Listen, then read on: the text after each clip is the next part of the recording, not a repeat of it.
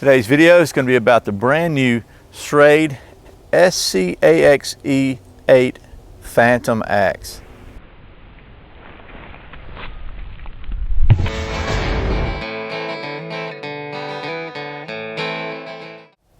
My name is Brian and you're watching Survival on Purpose. Welcome back to Survival on Purpose. Thanks for joining me again. As I said, today's video is going to be about the brand new Schrade. You see this thing? The SCAXE8 Phantom Axe. Schrade was kind enough to send this to me. I thought it looked pretty cool, so I thought I'd show it to you. It's kind of different. It's brand new for 2015, and it's a double-headed, kind of almost like a tomahawk. Kind of different. Honestly, there's some things I like about it, some things I don't like. Just it's brand new again. I haven't really had a chance to use it much. I want to keep it nice and clean for this initial review. We're going to talk about the specs real quick on this thing, show you a couple of close-ups, and then put it to a test and see how well it performs right out of the box. So stick with me, let me readjust things. Okay, once again, this is the brand new Schrade SCAXE8 Phantom Axe. This axe features a black powder coated head of 3CR13 stainless steel, an LDPE handle with black 550 paracord wrap, and a nylon belt sheath. The blade length, or the cutting edge length, is 3.2 inches, which is 8.13 centimeters. The handle length is 15¼ inches, which is 38.73 centimeters. The overall length is 16.84 inches, which is about 42.77 centimeters. And the thing weighs 2.81 pounds, which is 1.27 kilograms. Okay, well that was the some close-ups and specs of the Schrade brand new for 2015, I think, SCAXE8, SCAXE8 double-headed axe. I'd like to point out that the handle design is essentially the same as the SCAXE4 Tomahawk. It's got this over-molded plastic kind of stuff over a steel handle, and then it's got the paracord wrap at the end. And it's almost like a double-headed Tomahawk. It's got kind of the same profile. Sorry, let me grab the sheath here. The sheath is very, very simple. Just a slide-through design. It's got one belt loop on the back. This almost 3 pounds. It's 2 3/4 pounds. I can't really imagine carrying this on my belt very long, but anyway, it just slides in like that. And if I can get it in here, and it's got a couple of snaps up top here. And I have to say, you know, the snaps, once you get it held in there, this thing actually, it can come right out. I mean, pretty much. The snaps are not super strong. So if you had this on your belt, for example, and you got to pull it up enough to snap it really well, you get it snapped, and it snaps good, and you bumped into something, it could come up and cut you. So, you know, again, that's just another reason I probably wouldn't carry this on my belt. As far as doing a good job in your pack or whatever, protecting the edge or keeping it, probably does okay. But it's the lever effect there is going to pop open these snaps if you're not really careful. So. But for just an edge cover, it does a pretty good job. So, you know, kind of medium, mixed emotions about the sheath there. As far as the profile of this thing, if you can see it, it's got a pretty, I guess, a shallow bevel there. So it's not a really sharp edge. I don't think this is going to be super great for carving. I mean, it feels kind of sharp to the touch. We're just going to put it to the use. I have to say, I personally am not a big fan of paracord wraps, because they have a tendency, as you can see this one, I mean, it's not hard. It's very easy for them to start loosening up and coming loose, especially when you're doing chopping stuff. We're going to try it with a paracord wrap on it. I've got an old piece of a Christmas tree here. It's been seasoned for a solid year, and we're going to do some chopping on that, maybe some splitting, and we'll see how well this thing does. Let me readjust, and we'll go from there. Okay, so I've got the tomahawk here. Got a, trying to find some kind of log here I want to chop like. We're just going to do a little chopping and see how well it chops.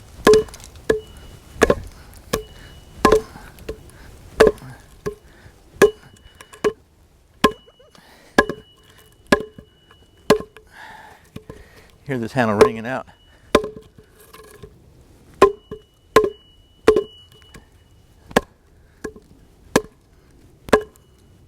It's not the best log to be chopping on either, because it's kind of wanting to bounce around. It's got some of these little nubs underneath there that are kind of absorbing some of the some of the blow, I think. Let's see if we can get those down to flatten out a little bit.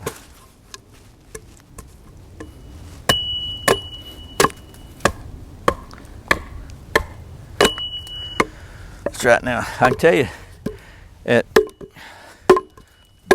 almost 3 pounds, it's a little heavier than a standard hatchet would be. Try the other blade, other edge, see. And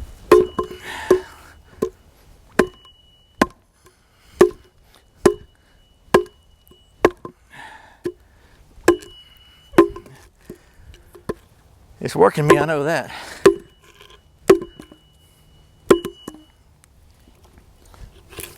And again, this thing's bouncing all around, so it's not the greatest, but I have to say, that edge, it's just not really super fine. It's really got a seriously round, almost I don't know, it's just kind of a very convex kind of shape to it.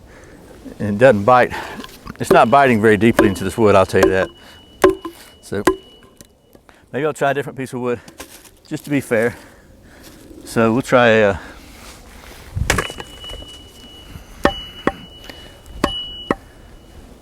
see, it's not biting into this not biting into the chopping block either. It's not even sticking there. And it should be. I mean, I would want to barely stick on the edge. I would think it should be wanting to bite in. This thing's just got to really gets really thick really quick. Try with 2 hands. I can't get it to stick in the chopping block. And you can see what I'm talking about with the paracord wrap coming off there. It's one of the reasons I'm not a big fan of paracord wraps. Let's try a little splitting. Okay, we're gonna back up a little bit. I'm gonna find a piece of wood like you might normally find outdoors, which has been sawed very cleanly and already sort of split. But we're gonna try to see about splitting this. And you can see what I can get with it. Because it seems like it should be a decent splitter because it does have a good wedge on it. Okay, carve the edge off. Put 2 hands on it. Okay, so it's got enough of a wedge shape to bite in when it's splitting. Let's see. Get this thing to stand up there. Do it again. So pretty decent on splitting, have to say. Try one more. Okay. So pretty good on that, but I want you to look. That's about 3 good swipes. Paracord handles coming off there. It's just, you know, like I said, I don't like paracord handles, but so for splitting, okay. Okay, so I took the paracord wrap off, and which means the handle's a little smaller. It does have some kind of traction grooves on it, but pretty decent on splitting. I mean, it's got like again enough of a wedge shape that makes it really good for splitting, but not so good for chopping, in my opinion. And don't really think there's a whole lot of sense in trying any carbon with this. I mean, it's not going to make a feather stick or anything like that. It's way too, is obtuse the name, the correct word? Way too a convex an angle. It's just not too shallow an angle. Gets thick too quick.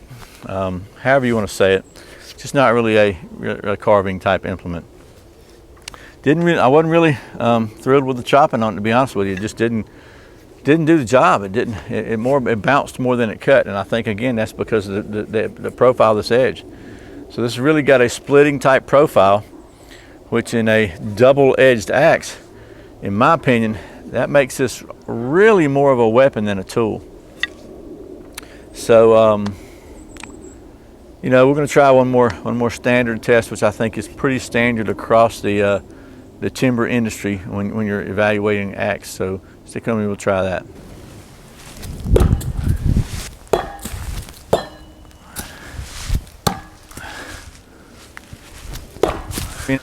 So you can see I had some really good strikes here.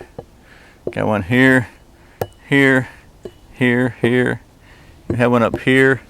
knocked the corner of it off here, but it just wasn't sticking. It was hitting.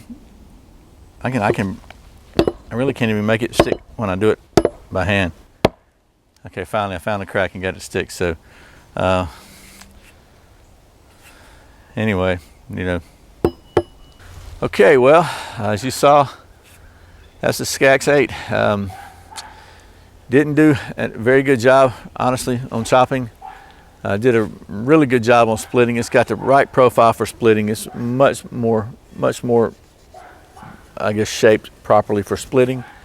And it's balanced pretty well as far as throwing if you do stuff like that, but it just didn't stick. And I think, again, that has got to do with the profile. And I tried it on the target here. You can see where it hit the target numerous times. I also even tried it on the tree bark, because sometimes stuff sticks in bark easier.